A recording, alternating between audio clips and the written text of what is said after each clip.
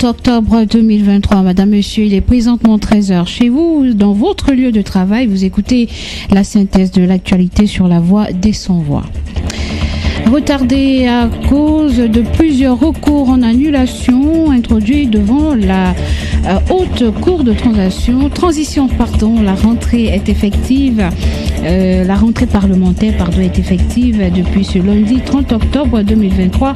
Les premiers sénateurs et députés de la transition sont rentrés dans leurs fonctions. Reprise des activités dans les plantations de la société Olam Palm Gabon après plusieurs jours d'arrêt suite au mouvement d'humeur des employés. Voilà pour les deux principaux titres. Place au détail juste après ces transitions.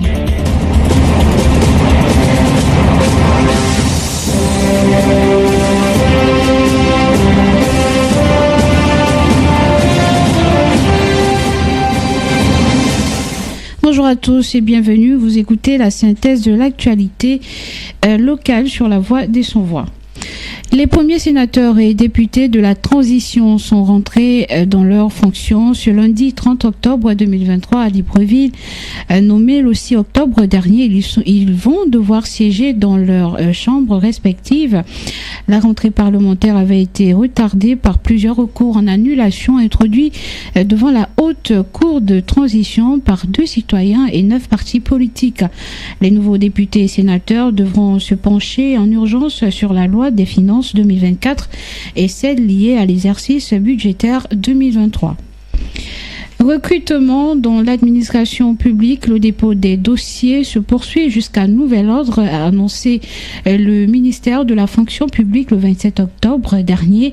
La campagne de dépôt et de réception des dossiers se poursuit à Libreville. Aucune date n'est arrêtée à ce jour.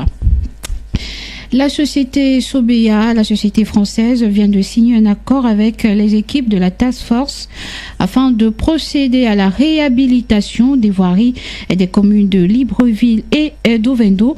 Depuis quelques jours, la société française a relancé les travaux, notamment sur l'axe Sotega, église évangélique, soit 940 mètres linéaires.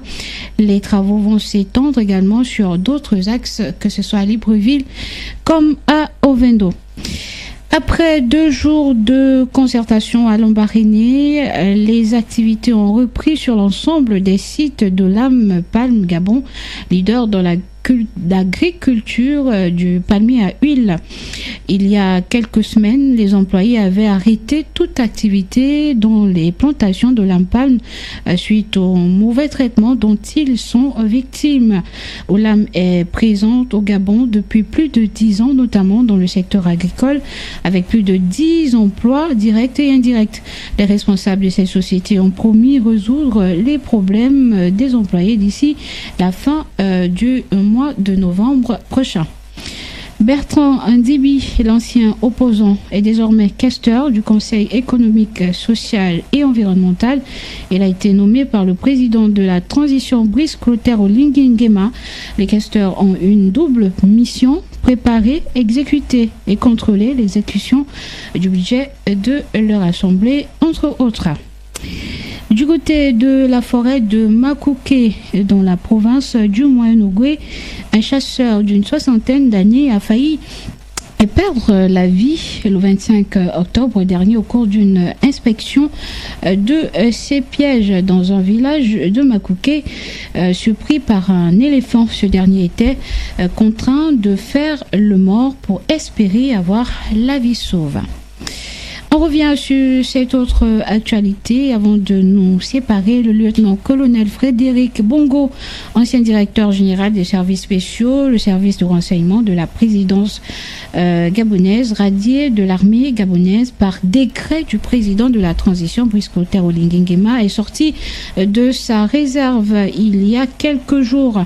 Frédéric Bongo dément avoir eu un projet de coup d'État au Gabon, regrette d'être traité comme c'est le cas parce qu'il porte le nom de son père, Omar Bongo. Frédéric Bongo est accusé, on rappelle, d'avoir commis plusieurs fautes graves. C'est la fin de cette synthèse de l'actualité locale sur la voie des sans-voix. Madame, monsieur, on se dit au revoir et à demain si Dieu le veut.